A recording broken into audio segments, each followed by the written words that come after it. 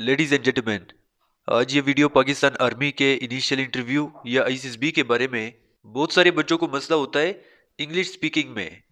तो पहला सवाल जो कि बहुत सारे बच्चे पूछते हैं वो ये कि क्या इंग्लिश कंपलसरी है इनिशियल इंटरव्यू या आईएसबी के इंटरव्यू के लिए। क्या जो हमारा इंटरव्यू होगा वो इंग्लिश में होगा या उर्दू में। और फिर बहुत सारे बच्चे पूछते हैं कि अगर हमारी इंग्लिश वीक है तो इसकी वजह से हमें फेल कर देंगे या नहीं। तो ये सारी बातें मैं आपको विद लॉजिक इस वीडियो में बताता हूँ। सबसे पहली बात तो ये कि अगर आपकी इंग्लिश वीक है तो ये आपके इंटरव्यू में फेल होने की वजह बन सकती है। लेकिन सिर्फ और सिर्फ ये नहीं है कि अगर आपकी इंग्लिश वीक है इंटरव्यू में सिर्फ और सिर्फ वो इंग्लिश नहीं देखते, इसके अलावा वो काफ़ी चीज़ें देखते हैं। लेकिन सबसे जो मेन चीज़ है वो ये है कि आपकी जो कम्युनिकेशन है वो कैसी है। तो दूसरा जो क्वेश्चन है जी, बहुत सारे बच्चे पूछते हैं कि इंग्लिश में आपका इंटरव्यू होगा या उर्दू में। तो आपका जो इंटरव्यू होगा वो इंग्लिश में होगा। वो इंग्लिश में क्यों होता है इसकी वजह भी मैं आपको बता देता हूँ। सबसे पहली बात तो ये कि अगर इनिशियल का है आपका तो इससे वो देखेगा कि अगर ये बच्चा यहाँ पे इंग्लिश में नहीं बोल सकता, कल को ये आईएसबी में लेक्चरेट में कैसे बोलेगा, आईएसबी के ग्रुप डिस्कशन में कैसे बोलेगा, कमांड टास्क में ये कैसे बोलेगा, पीजीटी में ये कैसे बोलेगा। तो अगर आपकी इंग्लिश इतनी वीक है आप अपनी बात भी नहीं समझा सकते तो इससे वो आपको कैसे आईएसबी के लिए भेजेगा। इसलिए ज़रूरी है कि इंग्लिश पे आपका अच्छा ग्रिप होना चाहिए। अगर आईएसबी का आपका इंटरव्यू है वो कहेगा अगर ये आगे जाएगा पीएमए में तो पीएमए यानी पाकिस्तान आर्मी की जो ऑफिशियल लैंग्वेज है वो तो इंग्लिश है, वहाँ पे ये कैसे बात करेगा, इसको कैसे वहाँ पे जो ब्रीफिंग होगी वो इसको कैसे समझ आएगी। तो कुछ भी आपको समझ नहीं आएगा। वहाँ बाहर के कैडेट्स आए होंगे, उनसे अगर आप बात करेंगे, आपकी इंग्लिश इतनी वीक है तो ना उनकी बात आपको समझ आएगी ना ही अपनी बात आप उनको समझा सकते हैं। ये ग्लोबल कम्युनिकेशन है, ठीक है। बाहर जब भी आप जाते हैं, आप में से कुछ बच्चे जाएंगे जी आरएमए, रॉयल मिलिट्री एकेडमी, अगर आपकी इंग्लिश वीक है आप बात ही नहीं कर सकते, वहां पे आपको चीजें कैसे समझ आएगी, वहां पे आप कम्युनिकेशन कैसे कर सकते हैं। कल को आपको डॉक्यूमेंटेशन वगैरह रिपोर्ट आपको लिखनी पड़ती है वो इंग्लिश में होता है, अगर आपको इंग्लिश आती नहीं है तो आप वो कैसे लिखेंगे। इसके अलावा जो आगे आप जाएंगे कुछ आपके कोर्सेज होंगे, वो कोर्सेज आपके इंग्लिश में होंगे। अगर आपको यहाँ पे इंग्लिश नहीं आती तो वहाँ पे आप क्या करेंगे।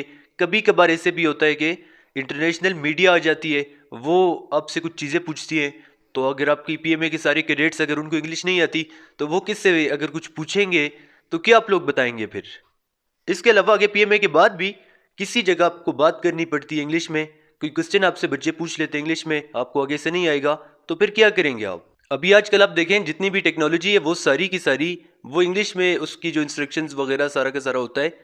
तो अगर आपकी इंग्लिश वीक है तो इसमें भी आपको मसला हो सकता है। मिलिट्री के जितने भी रिसोर्सेज वगैरह होते हैं वो सारे के सारे इंग्लिश में होते हैं। तो इंग्लिश का होना बहुत ही ज़रूरी है। अभी मैं आपको बता देता हूँ जी कि अगर आपकी इंग्लिश वीक है तो इससे आपको क्या क्या नुकसान हो सकता है। एक बच्चे की अगर इंग्लिश वीक है, पहली बात तो ये कि ये अपनी बात समझा ही नहीं सकता। इसके पास इनिशियल में एक टॉपिक इसको दिया जाता है कि बच्चे इस टॉपिक पे आप बोले, इसको टॉपिक के बारे में सारा का सारा पता है लेकिन ये इंग्लिश में बोल नहीं सकता। तो क्या फ़ायदा अगर आपको पता है लेकिन आपके सामने जो ऑफिसर बैठा है उस तक अपनी बात आप समझा नहीं सके, तो उनको कैसे पता चलेगा कि इस बच्चे को ये चीज़ पता है। इसी तरह से इस बी के कमांड टास्क में आपके पास कुछ आइडियाज़ हैं। जीटीओ आपको कहेगा कि सिर्फ और सिर्फ आपने इंग्लिश में बोलना है, उर्दू में नहीं।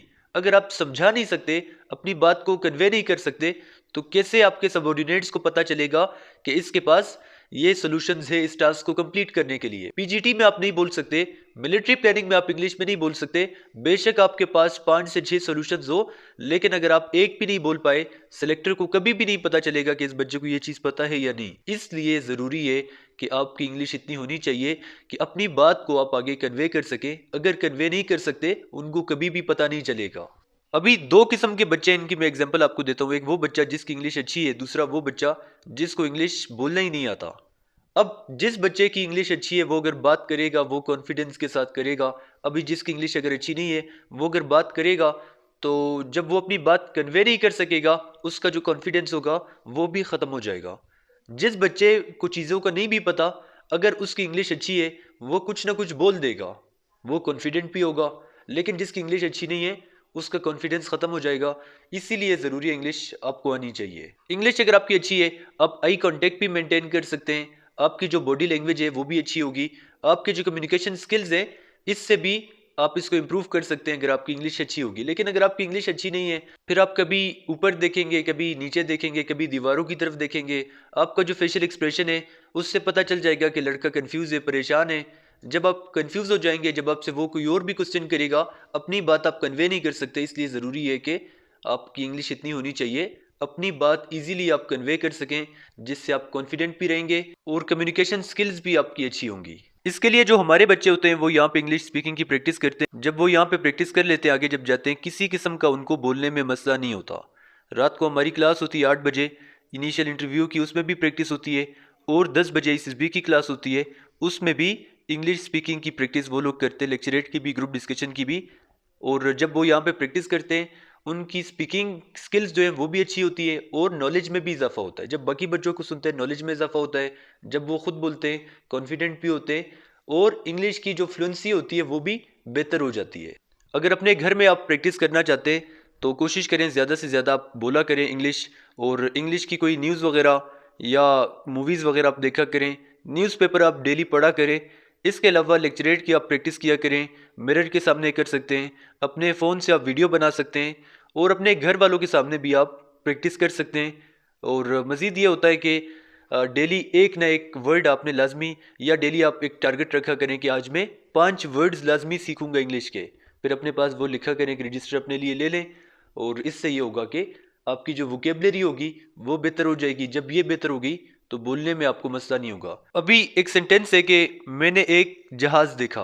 अभी इसको आप इंग्लिश में अगर बोलेंगे, जहाज का आपको नहीं पता कि इंग्लिश में इसको क्या कहते हैं, तो आप बेशक जितने भी कॉन्फिडेंट हो जाए, लेकिन अगर आपको उस चीज़ का यानी वोकेबलरी से ये होगा कि आपको पता चल जाएगा जी चीज़ों के नाम के बारे में, सारे के सारे वोकेबलरी आप देखें, जितना भी आप कर सकते हैं। दिन में अगर 5 वर्ड्स भी करेंगे तो एक महीने में आप 150 वर्ड्स इजीली कर सकते हैं।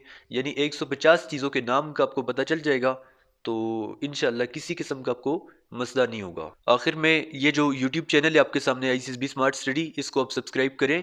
इस पे कंप्लीट आपको चीज़ें मिल जाएंगी, इनिशियल के बारे में भी और ICSB के बारे में भी। अगर ऑनलाइन क्लासेस आप लेना चाहते हैं वो भी हमारी स्टार्ट है, लिमिटेड हमारे पास स्टूडेंट्स होते हैं, तो अगर आप विलिंग है तो वो भी आप ज्वाइन कर सकते हैं। ये स्क्रीन पे आपके सामने व्हाट्सएप का नंबर आ रहा है, इसी व्हाट्सएप नंबर पे आप हमसे रब्ता कर सकते हैं।